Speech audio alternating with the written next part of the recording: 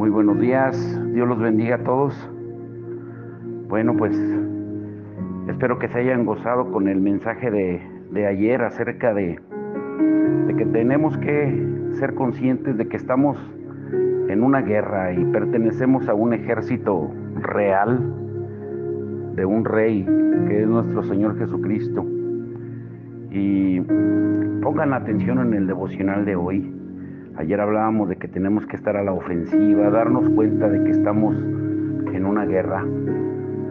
Y hoy hablaremos de cómo se fortalecen los soldados de Dios. Suena también, al igual que ayer, un mensaje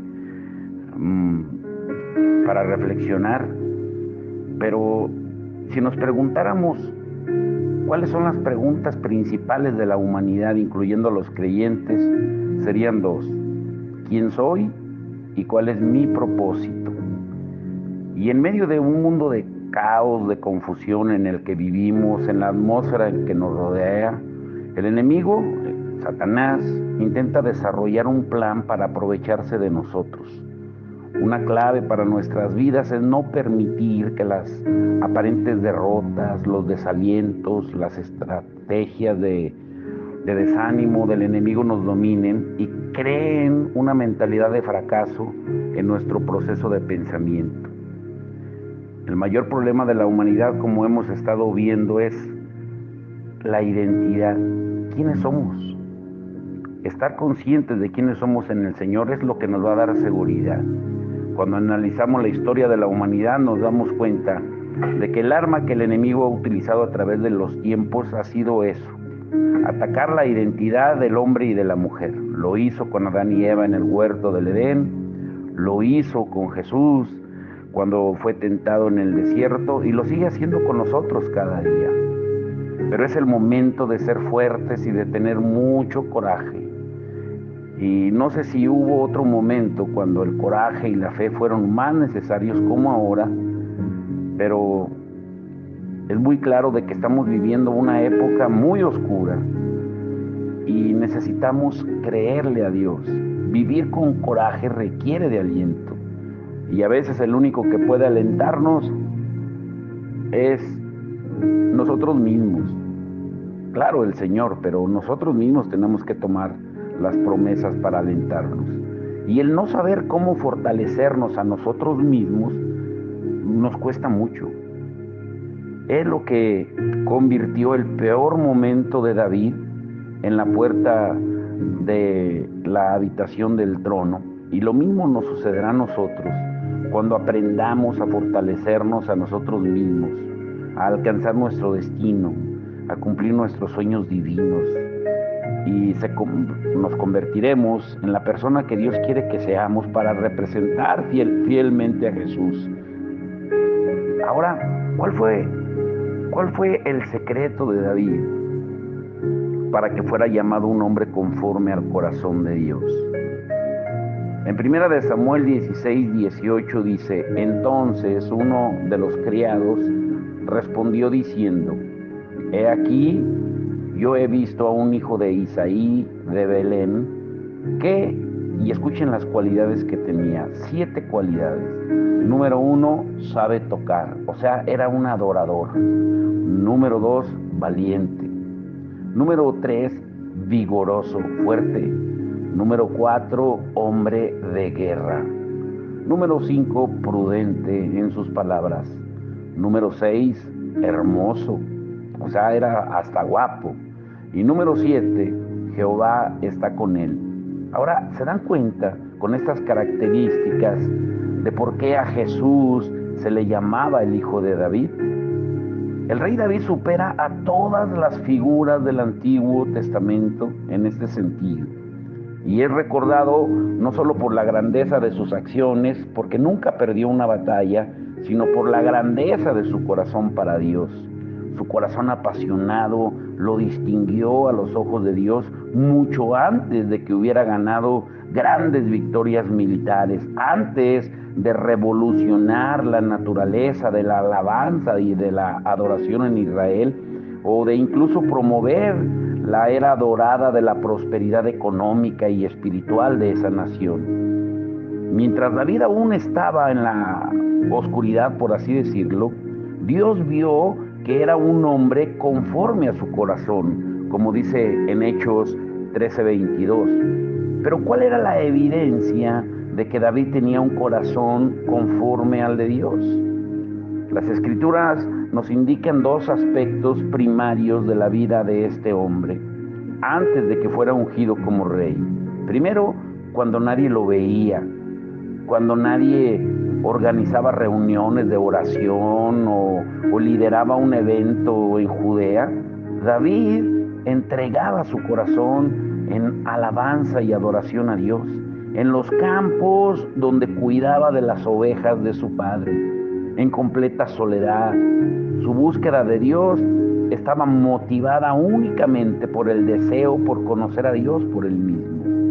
La relación de David con el Señor era muy inusual para la época, porque todo el paradigma de la adoración en Israel en ese momento giraba alrededor del sacrificio de animales para apaciguar o pagar temporalmente por el pecado, y no del sacrificio de la adoración de corazón.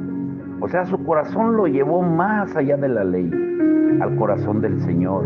En segundo lugar, las batallas de David contra el oso y el león revelaron su corazón para Dios, porque confió plenamente en Él para tener victorias. Y esa confianza indicaba que el corazón de David para el Señor no era algo que cambiaba según las circunstancias. Él tenía integridad de corazón, como dice en 1 Samuel 17:37. Dios no llevó al hombre que buscaba su corazón directamente del campo al palacio, porque aunque parezca increíble, David no llegó al trono sino hasta 13 años después de que Samuel lo ungió para ser rey. Y en esos años David soportó dificultades, persecuciones, rechazo de los que muchos de nosotros enfrentamos en toda una vida. Él probablemente no esperaba tardar tanto en convertirse en rey después de haber sido ungido por Samuel. Pero en contraste, Saúl, el rey que había sido primero, no tuvo tal dificultad, porque Saúl fue coronado poco después de ser ungido por Samuel. Pero Dios no quería otro rey como Saúl, aunque Saúl era el mejor hombre que Israel tenía para ofrecer cuando le pidió un rey a Samuel. Lean 1 Samuel 8:6. Pero su corazón de Saúl no había sido preparado por medio de pruebas antes de llegar al trono. Pongan mucha atención aquí. Si tu corazón y mi corazón no es preparado a través de tribulaciones y de pruebas, cuando llegue el momento del ascenso que Dios da, de la promoción de Dios, no vamos a poder controlar el poder y la autoridad que Dios nos dé. Necesitamos las pruebas y las tribulaciones para ser preparados. Como rey, a Saúl se le confió una medida de unción para liderar a los ejércitos de Israel a la victoria y para pastorear al pueblo. Pero sin la fuerza de carácter que solo proviene de ganar las batallas privadas, esas victorias públicas expusieron la debilidad del corazón de Saúl hacia Dios, algo que anteriormente había estado oculto. O sea, la autoridad que Dios le dio sacó a flote su debilidad, y la debilidad combinada con su hambre por tener la aprobación del hombre, por querer agradar más al hombre que a Dios, lo llevó a robarle la gloria a Dios y a desobedecer a Dios. El apóstol Pablo dice en Gálatas 1:10, dice que si tratamos de agradar a los hombres, entonces no somos ministros de Dios. El corazón descontento de Saúl permitió que aquello que se le había otorgado para hacerlo exitoso, acabara destruyéndolo. Y por eso David, aunque ya tenía un corazón conforme al Señor, él fue guiado por años de pruebas que lo prepararon para manejar la gloria y la responsabilidad del trono. Yo sé que este mensaje va a bendecir a muchos de nosotros, empezando conmigo, porque el proceso no ha sido fácil. Pero hoy yo me gozo porque esperamos en el Señor de que van a ser días de bendición, porque vamos a ir a recoger al rato a nuestro hijo al aeropuerto. Y no ha sido fácil el desprendernos de él por tantos años, el obedecer a Dios, pero eso nos va puliendo para cuando llegue la promoción de Dios, cuando Él destine lugar para servirle. El relato bíblico de la temporada de David está lleno de lecciones para nosotros sobre las clases de pruebas de carácter que todos enfrentamos de camino a cumplir nuestro destino en Dios. Pero la verdadera pregunta es, ¿qué tiene David que a fin de cuentas lo habilita para ser rey? ¿Cómo llega el momento en que Dios dice, bien, ya estás listo? Bueno, yo quisiera creer que fue la habilidad de David para hacer algo a pesar de las más profundas traiciones y rechazos inimaginables, pero hay un versículo en 1 Samuel 36 donde se resume todo. Dice, se fortaleció en el Señor su Dios cuando estuvo completamente solo. Y David, dice, se angustió mucho porque el pueblo hablaba de apedrearlo, pues todo el pueblo estaba en amargura de alma, cada uno por sus hijos y por sus hijas. Mas David se fortaleció, en Jehová su Dios. Esto es hermoso. Pongan muchísima atención. Ver la progresión en las pruebas, en las dificultades que David enfrentó, es valioso para comprender el significado de lo que eligió, que se convirtió en el momento clave para que fuera nombrado rey. Podemos resumir o vamos a tratar de resumir la vida de David en los años después de que fue ungido por Samuel. Y esos años comenzaron con un éxito aparente, porque la intimidad que David tenía con Dios ya lo había apartado y le había dado lo que ningún otro hombre en Israel tenía, como acabamos de leer, las cualidades características que tenía: mucho coraje, avivado por una indignación justa hacia los enemigos que se burlaban de los ejércitos del Dios viviente. Y David, sin armadura y solo, desafió las probabilidades cuando enfrentó a Goliat, el gigante, y ganó una victoria sobre el gigante y sobre los filisteos. Y esa victoria le dio instantáneamente la aprobación del pueblo y del rey Saúl. Y como resultado, el rey lo trajo al palacio. Se volvió el mejor amigo del rey, del hijo del rey, de Jonatán, y se casó con la hija del rey, como premio por haber vencido a Goliat. Sin lugar a dudas, el cumplimiento de la palabra de Samuel sobre él parecía que todo iba a marchar sobre ruedas. Pero luego el rey Saúl escuchó una canción que cantaban las mujeres de la ciudad. Saúl mató a sus miles, pero David a sus 10,000.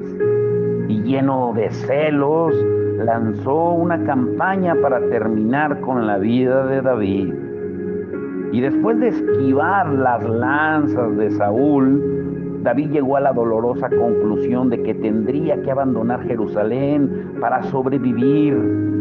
Y probablemente no tenía idea de que este hombre endemoniado, Saúl, lo perseguiría por más de una década, 13 años, alejándolo lo más posible del trono. El rechazo que Saúl le tenía fue el primer signo de que el entrenamiento de David para ser rey estaba basado en probar su habilidad para creer y para caminar en la palabra toda su vida. Incluso cuando las circunstancias parecían ser contrarias a su destino o directamente lo negaban.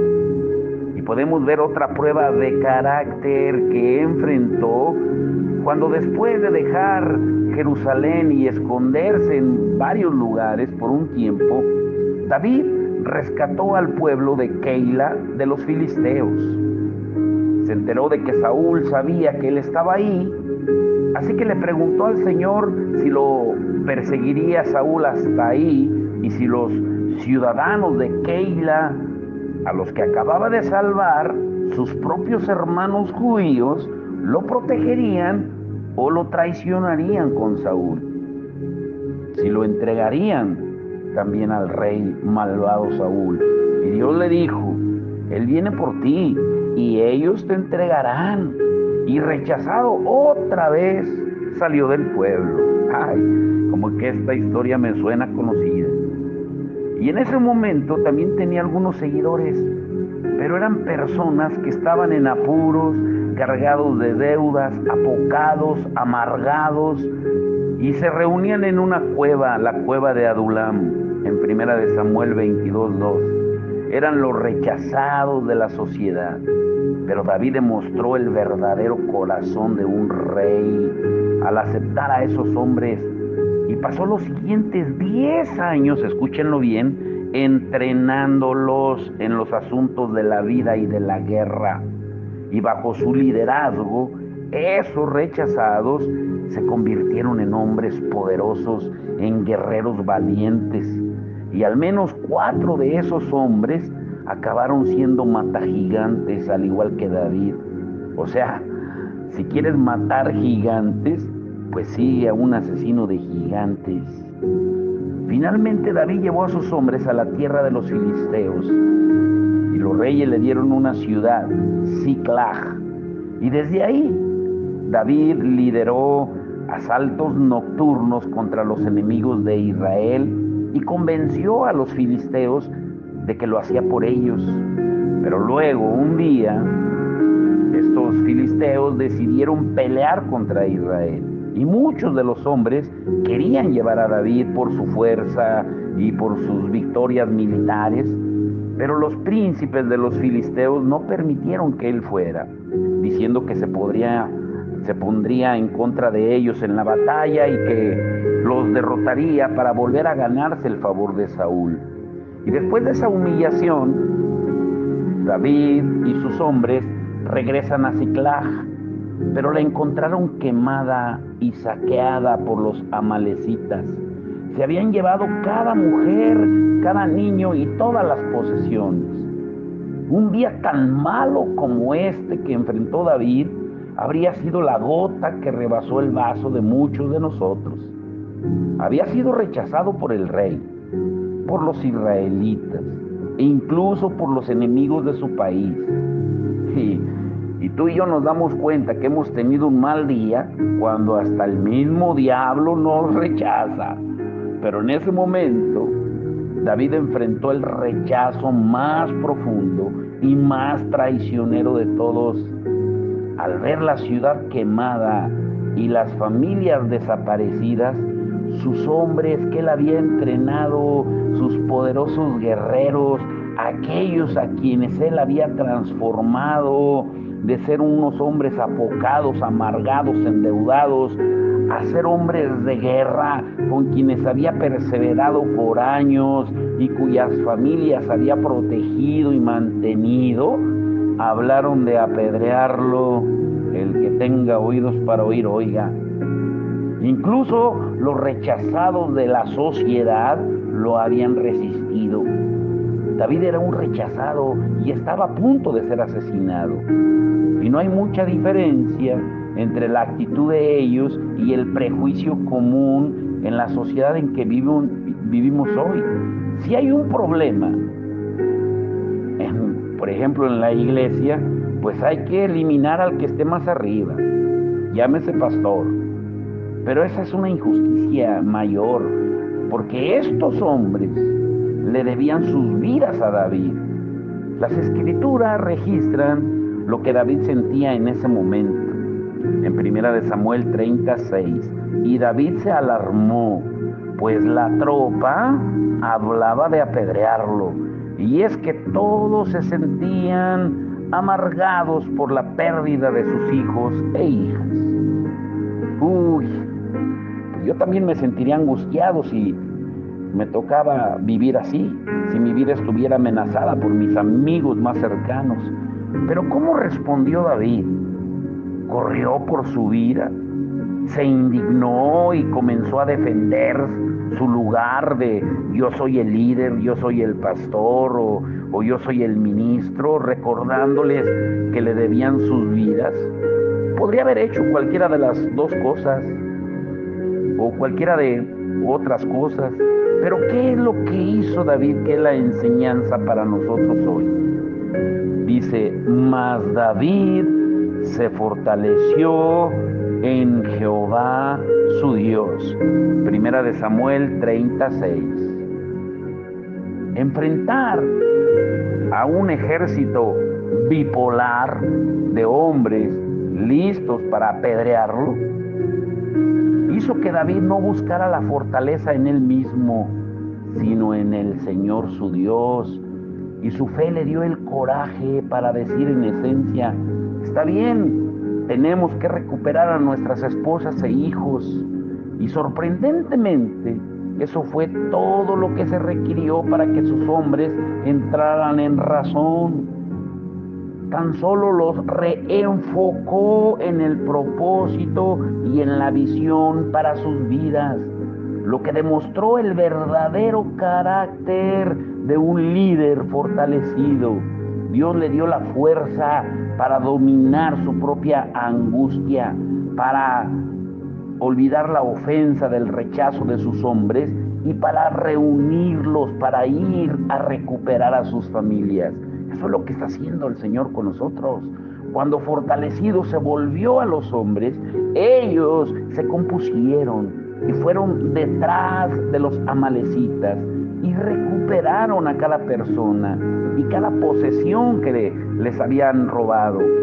Pero el logro personal de David en ese momento, su habilidad para fortalecerse y ser fiel a su propósito, en lugar de deprimirse bajo la presión, no solo salvó su vida, sino que también le permitió liderar a sus hombres hasta la victoria. Y su logro lo mantuvo de pie frente a una puerta invisible que estaba a punto de abrirse. ¿Y cuál fue? La puerta de la habitación del trono.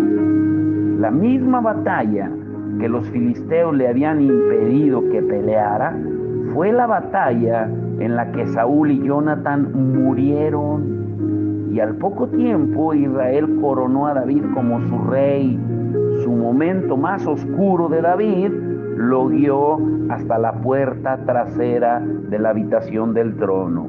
Yo sé que muchos de ustedes están entendiendo esto. Tu momento más oscuro puede ser el que estás viviendo ahora, pero está a punto de abrirse la puerta trasera de la habitación del trono de Dios. Por eso seguimos esperando. La historia, por supuesto que no termina aquí. El verdadero significado del ascenso de David del campo a ser el rey se muestra en su legado como rey.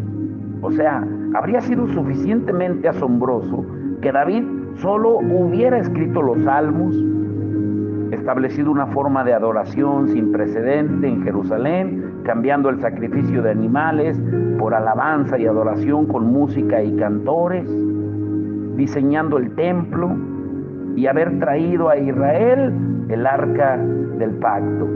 Pero el rey David era tan importante para Dios que fue nombrado, escuchen esto, el predecesor del Mesías, de Jesús.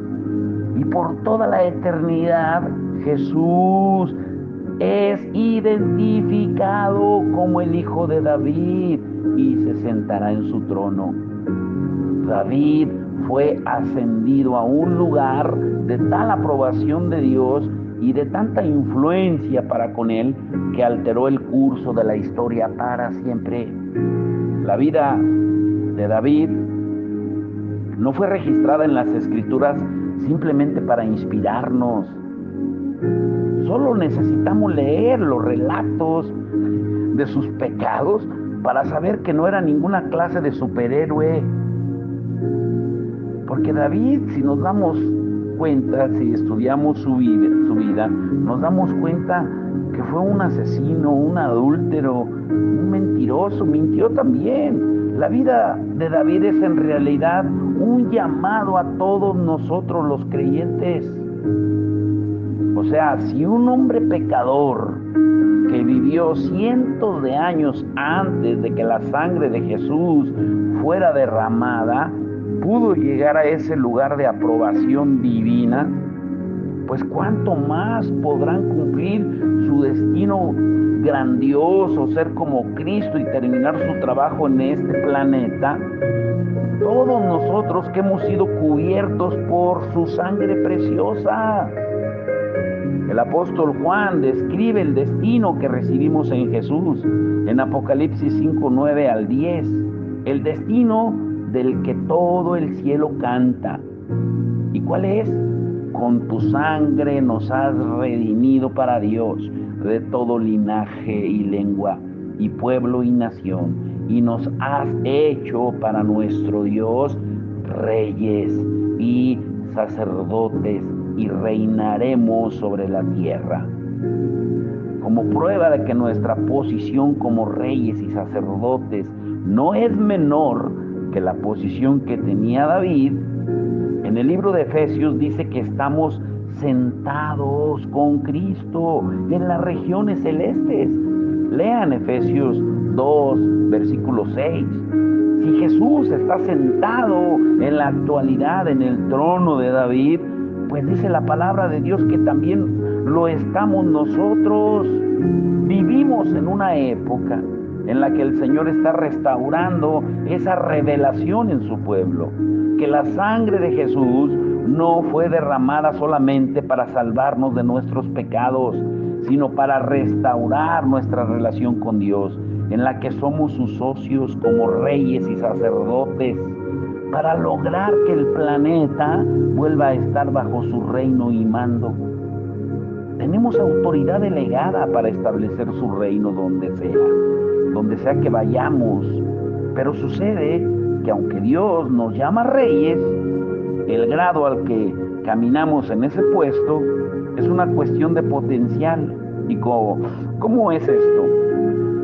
O sea, Dios no es responsable de hacernos alcanzar nuestro potencial. Muchos creyentes creen que Él no cumple con las palabras acerca de alguna promesa en sus vidas porque no han entendido que la palabra señala el potencial de ellos y que requiere que participemos también.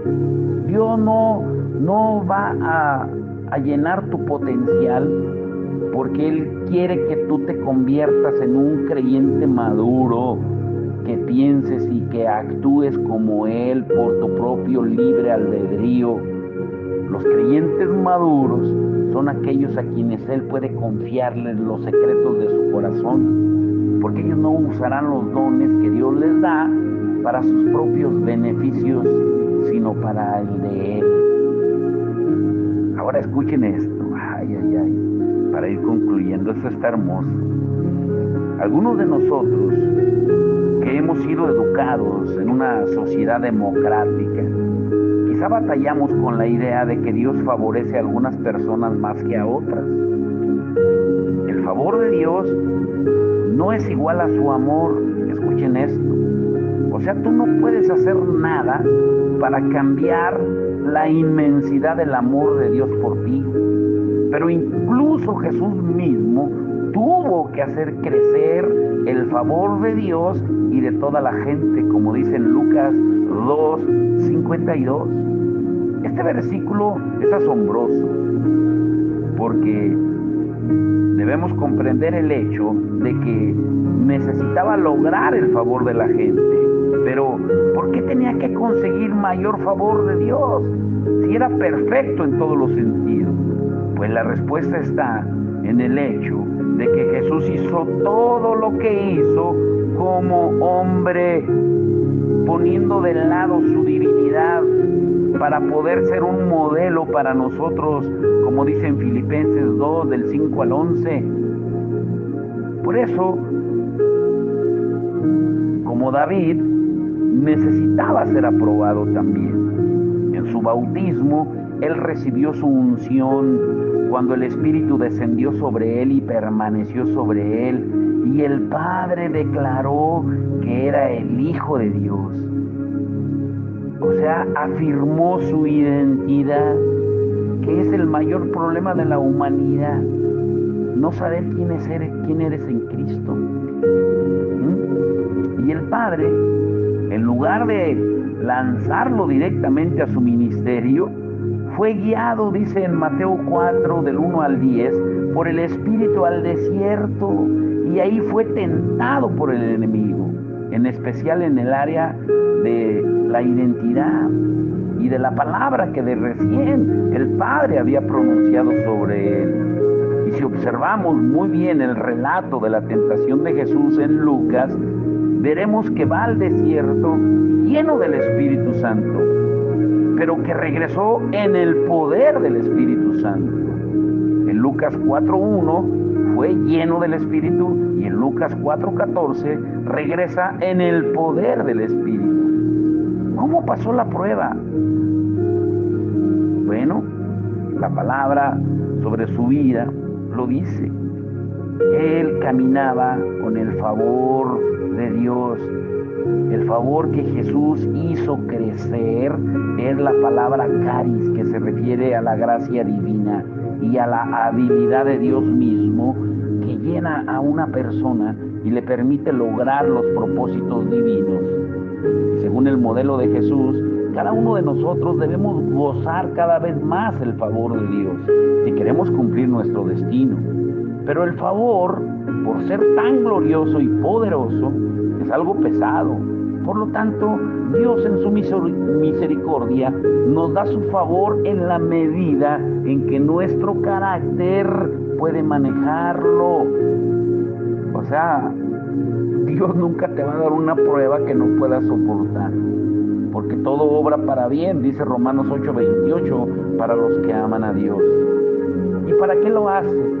Para llevarnos de gloria en gloria, de fe en fe, de fuerza en fuerza. La vida de David nos muestra que la habilidad de fortalecernos y ministrarnos a nosotros mismos es una aptitud vital que debemos aprender si vamos a desarrollar el carácter necesario para desempeñar nuestro potencial como reyes y sacerdotes. O sea, háblate más y escúchate menos. Es imposible para cualquiera alcanzar su destino máximo en la vida sin aprender a ministrarse a sí mismo. Podemos apreciar mejor el significado de esa habilidad si comprendemos la naturaleza del rol al que somos llamados. Cuando las Escrituras dicen que reinaremos sobre la tierra en Apocalipsis 5:10, la implicación es que cada uno de nosotros tiene un destino que cumplir en una posición en la cual seremos de influencia a los que nos rodean.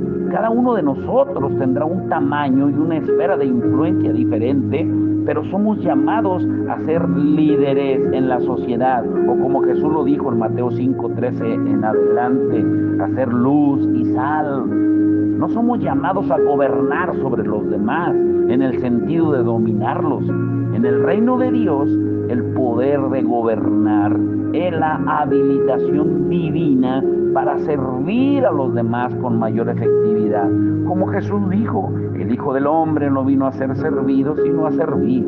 Y así como los reyes deben dar protección y prosperidad también a sus ciudadanos, pues también aquellas personas que sirven bien en el reino de Dios ofrecerán seguridad y bendición a todos los que estén bajo su influencia. Quizá la primera cualidad que distingue a un líder es la iniciativa. Dios sabía que David sería un líder exitoso porque tuvo la iniciativa de buscarlo a él en el lugar secreto cuando nadie lo veía. Es la misma cualidad de madurez que está buscando en nosotros. Es hermoso y maravilloso experimentar la presión social y el ímpetu de un movimiento de Dios en un grupo, pero quienes buscan el rostro del Padre cuando no hay nadie cerca y procuran el destino que Él tiene para sus vidas, son personas que tienen la iniciativa necesaria para fortalecerse a sí mismas. Si aprenden a mantener su iniciativa de procurar, de buscar a Dios fortaleciéndose a sí mismos durante las pruebas, pues serán las personas que van a experimentar los logros personales, que van a liberar una bendición a todos los que les rodeen. Dios quiere que aprendamos a fortalecernos a nosotros mismos por medio de Él, porque desarrollar nuestras habilidades va a promover nuestra madurez espiritual. Necesitamos la madurez porque nuestro destino y nuestro potencial no se va a lograr en pocos años, porque se va a extender hasta el fin de nuestras vidas aquí en la tierra. Y grábense esto muy bien. Cualquiera puede arder por Dios por un año, pero regresen en 20 años y véanlo y díganme si aún está en ese fuego. Ahora, para terminar, déjenme aclarar que aprender a fortalecerse a uno mismo no significa que debamos desarrollar un estilo de vida independiente, apartados, yo solo, sin congregarnos, sin estar rindiendo cuenta los unos a los otros. Nuestros estilos de vida como creyentes siempre están enfocados en servir, en amar y apoyarnos en el cuerpo de Cristo. Somos un cuerpo, pero por el bien de madurar y aumentar en el favor para poder bendecir a quienes nos rodean. Por eso Dios trae momentos en nuestras vidas cuando tenemos que atravesar dificultades y pruebas solos. Él incluso cegará los ojos y ensordecerá los oídos de nuestros amigos más cercanos en esos momentos para que podamos aprender a ministrarnos a nosotros mismos. ¿Qué quiere decir esto para que me entiendan? Les voy a dar un ejemplo muy personal y no quiero manipular emociones de nadie. Por ejemplo, yo estaba confiado en que hoy iban a responder los hermanos con sus ofrendas y sus diezmos para poder ir a recoger a nuestro hijo al aeropuerto. Pero Dios me enseñó una lección. Maldito el hombre que confía en el hombre. No quiero ofender a nadie. Yo simplemente estoy hablando de que muchas veces Dios ciega nuestros ojos, ensordece nuestros oídos, aún de nuestros amigos más cercanos, de quien más pensamos o confiamos, y es para que podamos aprender a ministrarnos a nosotros mismos. Debemos reconocer esto, porque yo sé de muchos creyentes que acaban amargados, pensando que sus amigos no los ayudan en un momento duro. Comprender la prioridad de Dios por enseñarnos esta lección nos va a ayudar a evitar esa trampa o a caer en esa trampa. A leer acerca de aquello que Dios puso en nuestro arsenal, porque nos ha dado las armas. El deseo es que nos concienticemos del destino sobre nuestra vida y que se arraigue más en el corazón de Dios. Él te ha equipado a ti y a mí para la victoria, no simplemente para abrirte paso, sino para liberar y establecer el dominio de Dios a tu alrededor. Sin embargo, es tu responsabilidad usar esas herramientas para fortalecerte a ti mismo, para poder mantenerte de pie en esa victoria. La mejor invitación de tu vida está frente a ti. y es una invitación a caminar en un lugar de favor, a trabajar lado a lado con Dios y a escribir la historia como el rey y sacerdote que Él te escogió.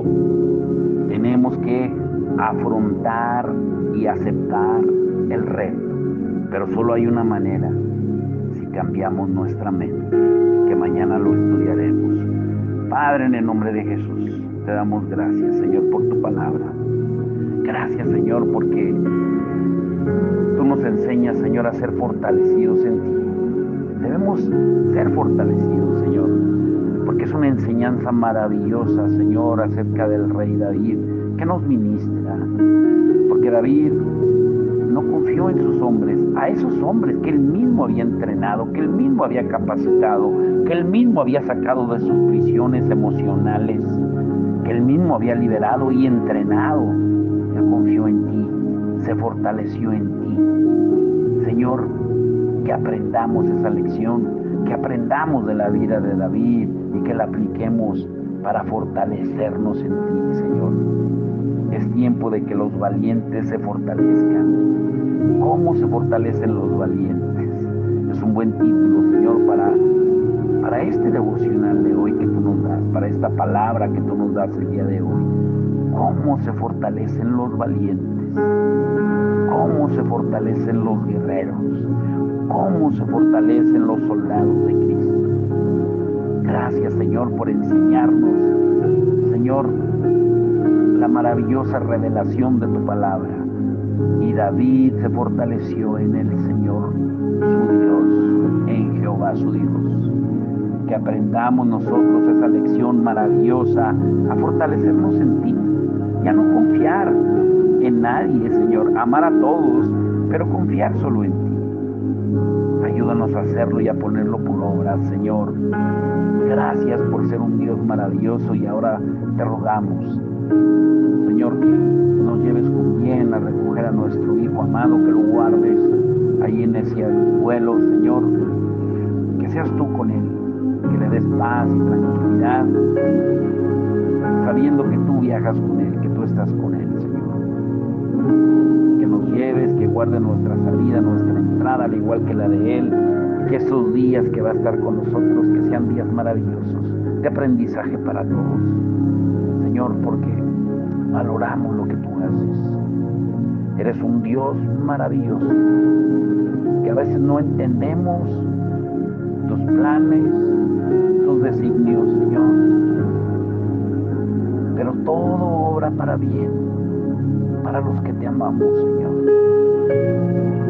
Te damos gracias por lo bueno y maravilloso que has sido, Señor, porque nunca nos has dejado solos, porque tú siempre has estado, Señor, para consolarnos, para fortalecernos, porque tu mano no se ha cortado, Señor. Gracias, Señor. Gracias, porque sabemos que estaremos una eternidad contigo, pero tenemos que aprender. Tenemos que aprender a través de las pruebas, de las luchas, a confiar en ti en todo momento, a no poner la mirada en nadie más que en ti, Señor. Te damos la gloria y la honra en el nombre de Jesús. Amén.